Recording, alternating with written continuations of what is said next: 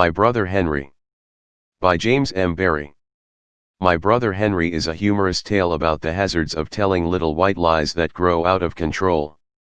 Retrieved from the anthology, Humorous Readings and Recitations, edited by Leopold Wagner, 1889. An illustration for the story My Brother Henry by the author James M. Barrie. George W. Cable and J. M. Barrie, 1897. At first sight it may not, perhaps, seem quite the thing that I should be hilarious because I have at last had the courage to kill my brother Henry.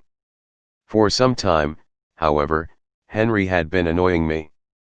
Strictly speaking, I never had a brother Henry. It is just 15 months since I began to acknowledge that there was such a person. It came about in this way. I have a friend of the name of Fenton, who, like myself, lives in London. His house is so conveniently situated that I can go there and back in one day.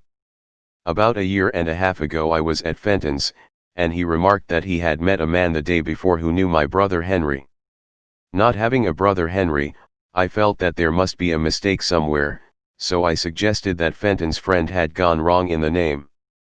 My only brother, I pointed out with the suavity of manner that makes me a general favorite, was called Alexander. Yes, said Fenton, but he spoke of Alexander also.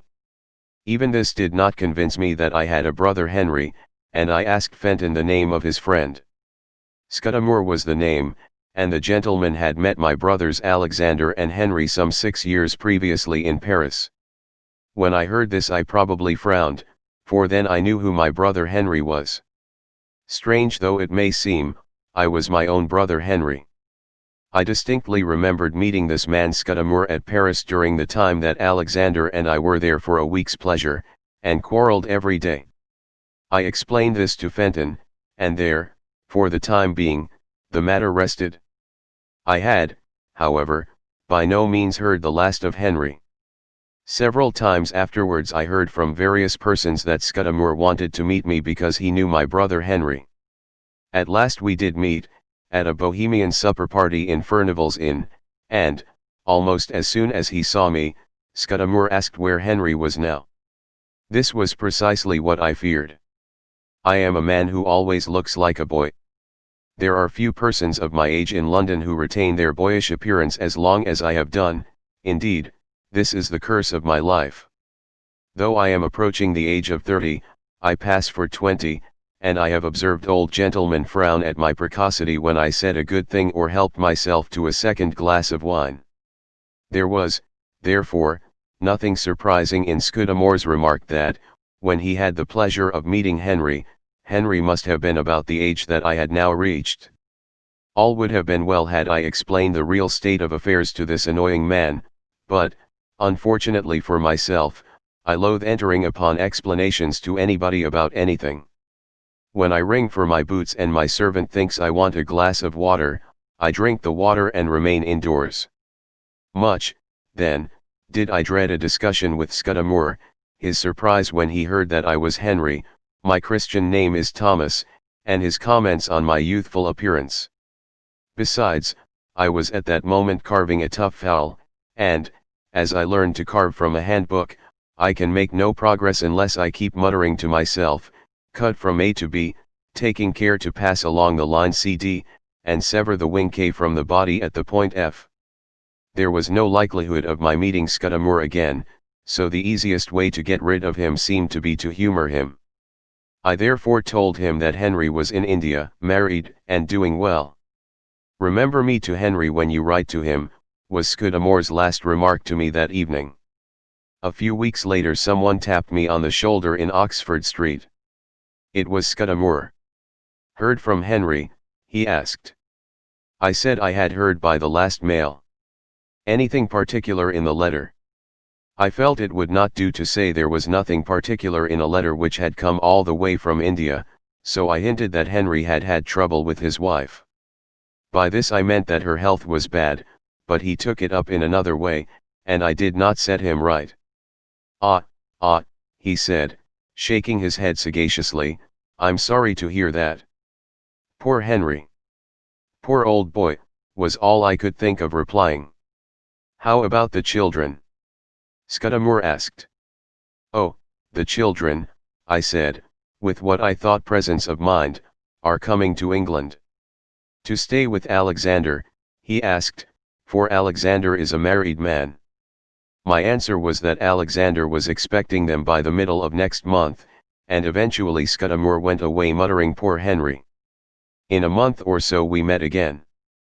No word of Henry's getting leave of absence, asked Scudamore. I replied shortly that Henry had gone to live in Bombay, and would not be home for years. He saw that I was brusque, so what does he do but draw me aside for a quiet explanation. I suppose, he said, you are annoyed because I told Fenton that Henry's wife had run away from him. The fact is I did it for your good. You see, I happened to make a remark to Fenton about your brother Henry, and he said that there was no such person. Of course I laughed at that, and pointed out not only that I had the pleasure of Henry's acquaintance, but that you and I had a talk about the old fellow every time we met. Well, Fenton said, this is a most remarkable thing, for Tom, meaning you, said to me in this very room, sitting in that very chair, that Alexander was his only brother. I saw that Fenton resented your concealing the existence of your brother Henry from him, so I thought the most friendly thing I could do was to tell him that your reticence was doubtless due to the fact that Henry's private affairs were troubling you. pg-91 Naturally, in the circumstances, you did not want to talk about Henry. I shook Scudamore by the hand, telling him that he had acted judiciously, but if I could have stabbed him quietly at that moment I dare say I should have done it. I did not see Scudamore again for a long time, for I took care to keep out of his way, but I heard first from him and then of him. One day he wrote to me saying that his nephew was going to Bombay, and would I be so good as to give the youth an introduction to my brother Henry? He also asked me to dine with him and his nephew. I declined the dinner, but I sent the nephew the required note of introduction to Henry. The next I heard of Scudamore was from Fenton. By the way, said Fenton, Scudamore is in Edinburgh at present. I trembled, for Edinburgh is where Alexander lives. What has taken him there? I asked, with assumed carelessness. Fenton believed it was business, but, he added, Scudamore asked me to tell you that he meant to call on Alexander, as he was anxious to see Henry's children. A few days afterwards I had a telegram from Alexander, who generally uses this means of communication when he corresponds with me. Do you know a man Scudamore? Reply, was what Alexander said. I thought of answering that we had met a man of that name when we were in Paris, but, on the whole, replied boldly, no one of the name of Scudamore. About 2 months ago I passed Scudamore in Regent Street, and he did not recognize me. This I could have borne if there had been no more of Henry, but I knew that Scudamore was now telling everybody about Henry's wife. By and by I got a letter from an old friend of Alexander's, asking me if there was any truth in a report that Alexander was going to Bombay. Soon afterwards Alexander wrote to me to say that he had been told by several persons that I was going to Bombay. In short, I saw that the time had come for killing Henry. So I told Fenton that Henry had died of fever, deeply regretted, and asked him to be sure to tell Scudamore, who had always been interested in the deceased's welfare. The other day Fenton told me that he had communicated the sad intelligence to Scudamore.